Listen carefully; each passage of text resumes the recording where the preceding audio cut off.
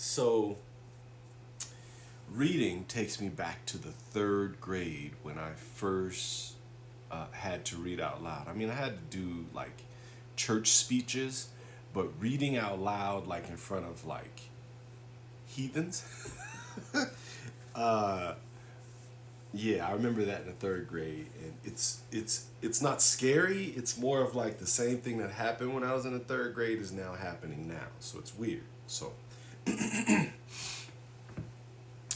learn to read early and out loud.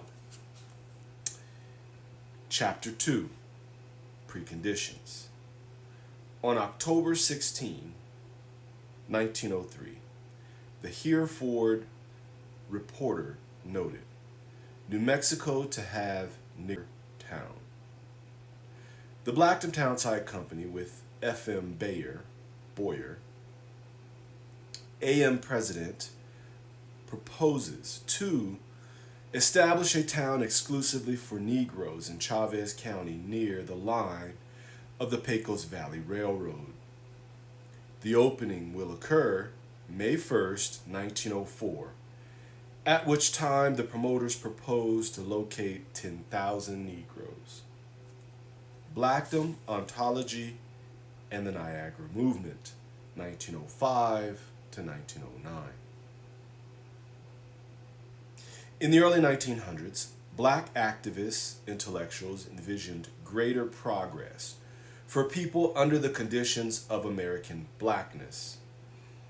Wealthy, white elites often funded and encouraged mutual aid projects that made a few black folks wealthy in the process.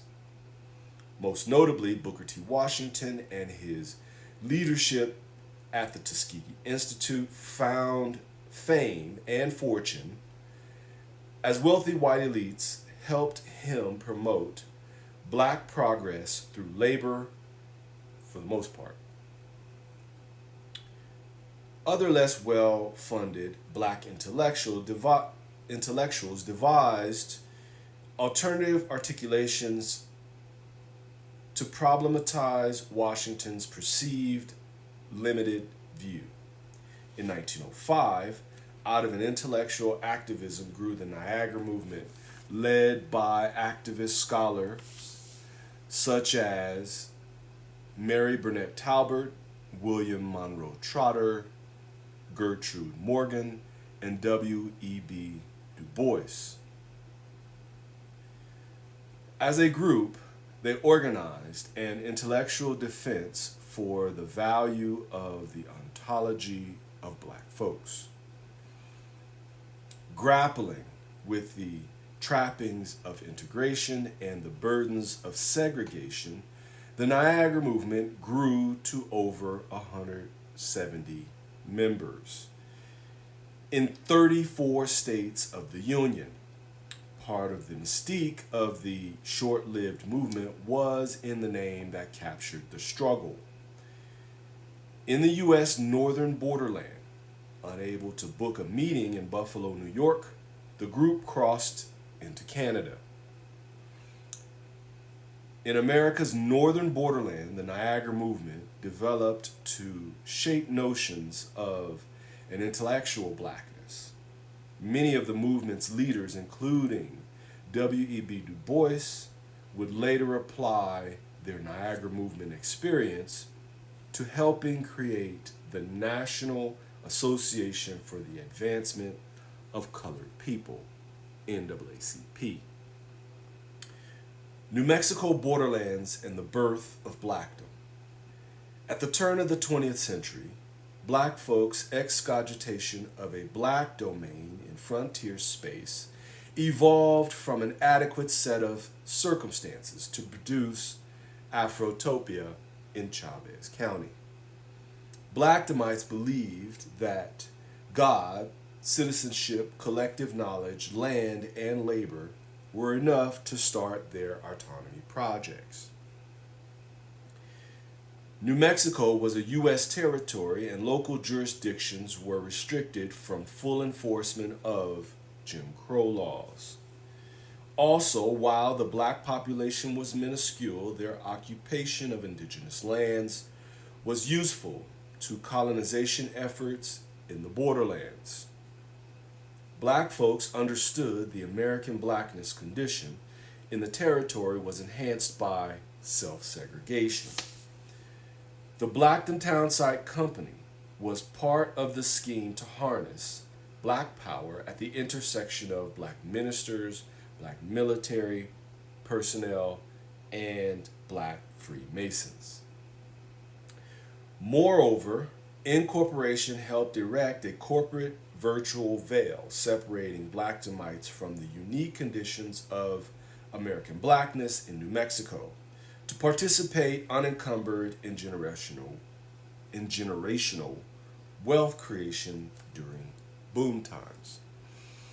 Blackdomites expected to take full advantage of citizenship without the impositions of a white-dominated society. Black folks became landlords and matured their investment while exploiting the race citizenship loophole in the territory. The Blackdom Townsite Company was a physical manifestation of their most noble Afrocentric ideals. In 1903, Frank Boyer was intimately familiar with colonization of Mexico's northern frontier when he became one of 13 black co-founders. Frank had trained as a minister, soldier, and brought with him Prince Hall Freemasonry. Stories about Frank Boyer and his relationship to Blackdom often offer to audiences myths of both. Instead, this narrative begins during the Civil War, before Frank was born, when the Boyer family was enslaved on the Elias Boyer plantation in Georgia. In this chapter, we explore the infancy of Blackdomites' Afro-frontier to further reconcile the relationship between black towns and profits. Confederates established themselves in the West, particularly in Oklahoma, Texas, and Arizona. Homesteading allowed tens of thousands to become first-time landowners in New Mexico as well. Lack of water access, however, made desert land hard to prove up and led to only a small land occupation compared to their claims of manifest destiny. Black people found opportunity as federal authorities loosened restrictions to land ownership. As frontier sovereigns and landlords in the U.S.-Mexico borderlands, black people transitioned from colonized people to colonizers. The chaos of westward expansion and discombobulation of native and indigenous communities tremendously benefited black folks even as second-class citizens. The southeastern section of the New Mexico territory was sparsely populated due in part to the lack of access to water. Genocidal military campaigns against the Mescalero Apache had resolved into a reservation condition as newly drawn county borders began to reinforce their incarceration. In 1877, as American Reconstruction came to a close, Confederate Army Captain Joseph Lee moved to the village of Roswell in Lincoln County. The southeastern section of the New Mexico territory was sparsely populated due in part to the lack of access to water. Genocidal military campaigns against the Mescalero Apache had resolved into a reservation condition as newly drawn county borders began to reinforce their incarceration. In 1877, as American Reconstruction came to a close, Confederate Army Captain Joseph Lee moved to the village of Roswell in Lincoln County. Captain Lee was one of the earliest influencers in the development of Chavez County, part of what was Lincoln County. By 1885, he helped the village transition Roswell into a platted city. The region had been in chaos after the trials of the Lincoln County Wars. Myths developed within the framework of the Lincoln County Wars are beyond the scope of this study. However, Lincoln County was a regional phenomenon that shaped the course of New Mexico's history during the late 19th century. Essentially, white colonizers converged on stolen indigenous land. Most notably, the trials of Billy the Kid occupied the imagination of the era's end.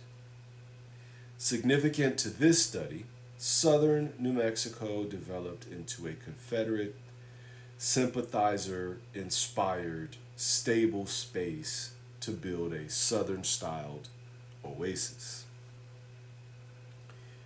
Captain Lee helped bring stability and Confederate sentiments to Roswell. He co-founded the Goss Institute, now the New Mexico Military Institute, named for Confederate Colonel Robert Goss. In 1895, James J. Hagerman, a tycoon who made a fortune in Colorado, bought 40 acres in Roswell and donated the land to grow the size of the campus. James Hagerman's investment in the New Mexico Military Institute ensured federal investment in the region as part of a network of military outposts in Mexico's northern frontier. After 1890, James Hagerman became a chief investor in Charles B. Eddie Pecos Irrigation and Investment Company to further help develop the region. In the newly created Pecos Irrigation and Improvement Company, James Hagerman negotiated the largest irrigation project in the United States at the time.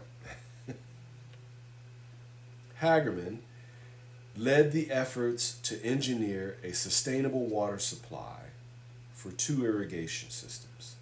The first was a 40-mile long, 35 feet wide system that carried 7 feet of water. The second was 45 miles south of the first irrigation project and was 40 miles long and 45 feet wide at the bottom, and also carried 7 feet of water. The Pecos River fed both projects and flowed at 1,000 cubic feet per second. 3 reservoirs supply the intervening space were under construction. The massive undertaking by Hagerman required an investment of more than $1 million, about $26 million today.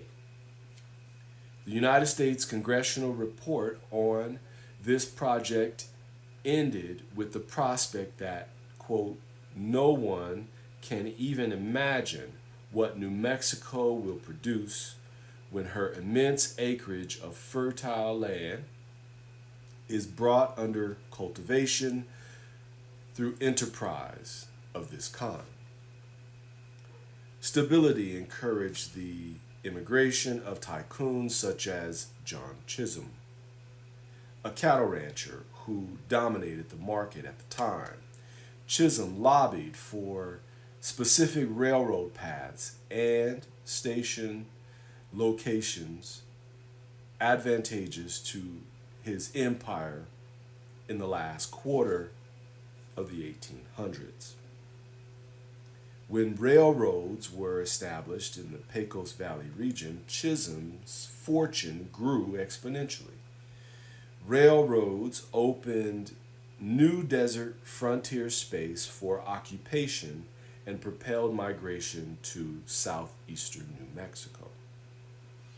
James Hagerman, who moved to Chavez County in 1892, bought and expanded Chisholm's Roswell Ranch and changed the name to Old South Springs Ranch. Hagerman expanded his fortune with investment in the region after finishing Hagerman Pass, a railroad penetrating the Rocky Mountains from Colorado Springs.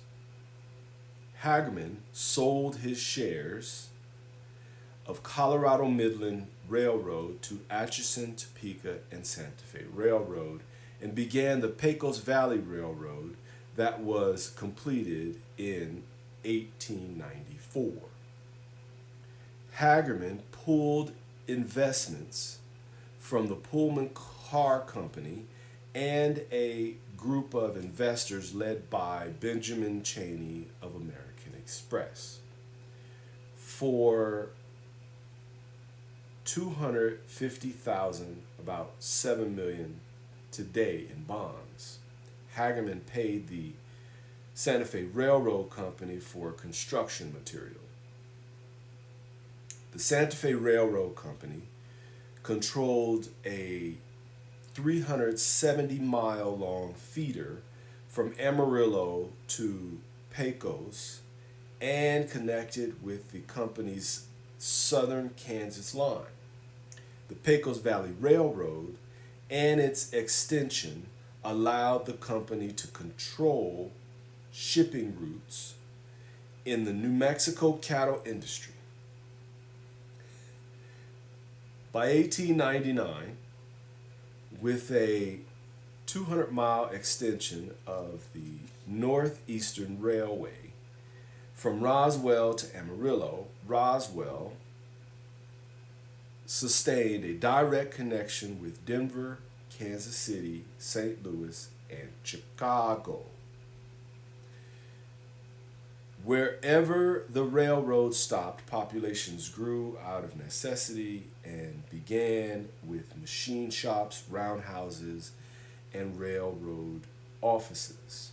Roswell had now developed into a central point of the region's economic infrastructure, fundamental to the supply chain of the Pecos Valley region. Moreover, Chavez County became the conduit for community growth from mass migration by train.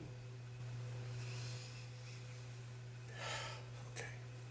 A diversity of companies, from the Talmadge Immigration Company to the Aztec Cattle Company, established offices in Roswell as it became the most economically dominant place in all of New Mexico at the time. By 1900, Chavez County exported close to 1 million pounds of wool per year. The region was also abundant in farms harvesting alfalfa, fruits, and vegetables. Even more lucrative was the city's position linking silver and gold mines, as well as coal fields with the junction of the El Paso and Northeastern Railway. Water was a challenge for communities outside the range of the water network for the Pecos River that flowed southeasterly through the region. James Hagerman's investment in water irrigation projects was the undercurrent responsible for the explosion of land occupation and sustained migration. The Hagerman family wealth grew along with their political influence. James's son, Herbert, graduated from Cornell University in 1890 and moved to the Hagerman Ranch in Chavez County. From 1898 to 1901, Herbert was the secretary at the U.S. Embassy in Russia, where Nikolai II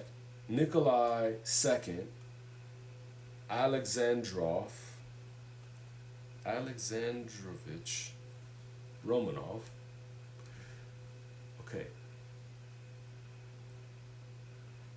Nikolai II Alexandrov Romanov, Tsar Nicholas II, presented him with the coveted Russian Order of St. Anna.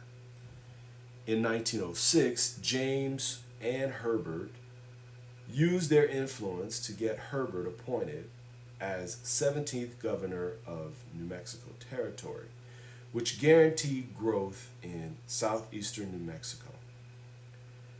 Frank Boyer had returned to the borderlands and took a job as a cook in the Hagerman household sometime between 1900 and 1903. Chavez County was in the midst of a boom times. Chavez County was in the midst of boom times, and ambitious people went there in hopes of growing their wealth.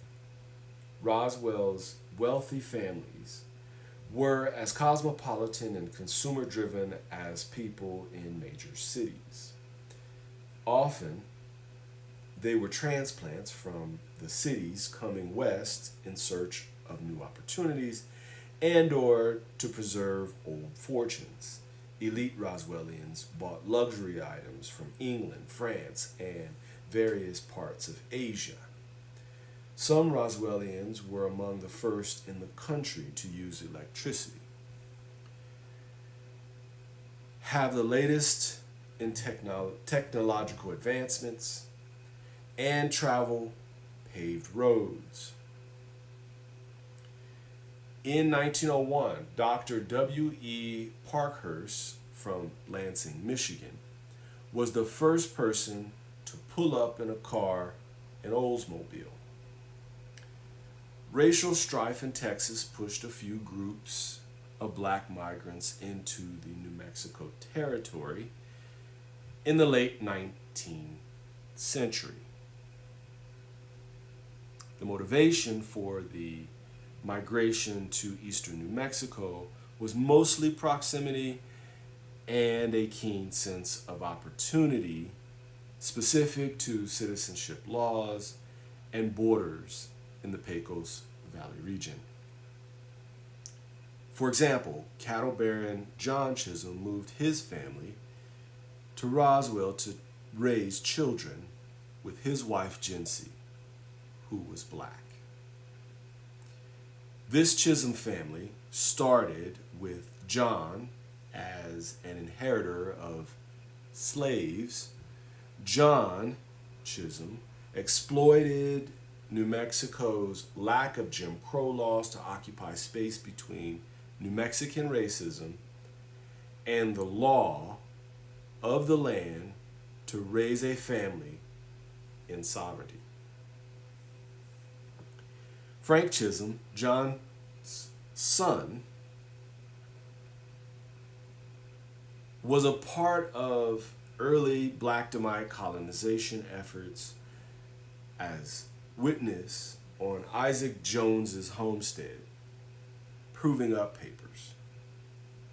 Although Chavez County was an ex-Confederate stronghold, New Mexicanity and federal law made it difficult for white supremacy to flourish in the territory unimpeded. Southern culture that produced the vilest and most depraved atrocities against black bodies was rare in eastern New Mexico during America's racial nadir. black people had the authority to pursue their striving in ways other parts of the United States could not accommodate. New Mexico's total population, as recorded from the census of 1900 to the census of 1910, increased 68%, 195,310 to 327,301. During the same time, the black population rose from 1,610 to 1,628. Even though the black population seemed to have plateaued in growth, there was a demographic shift from rural to urban areas. In 1890, black people in urban areas totaled 274. In 1900, the black population in urban areas increased to 581. And by 1910, the population had increased to 795. Between 1900 and 1910, Chavez County's population went from 4,703 to 16,850. The black population of Chavez County in 1900 was 66 and grew to 233 by 1910. 52 mulattoes and 181 Negroes. By 1910, the male to female ratio was almost even, 125 males and 108 females. After 1900, growth in the county allowed for sustainable family units. I'm going to stop here, page 40, chapter 2, preconditions. But I'm going to do a full hour later if you want to check it out. But yeah, reading my own book, even though I know what's here, if you asked me a question about it, me reading it is actually kind of difficult. So some people have talked about how it is sometimes hard to wade through all of this. But believe me, I do too. I have notes and all kinds of stuff on my book because it's a history book.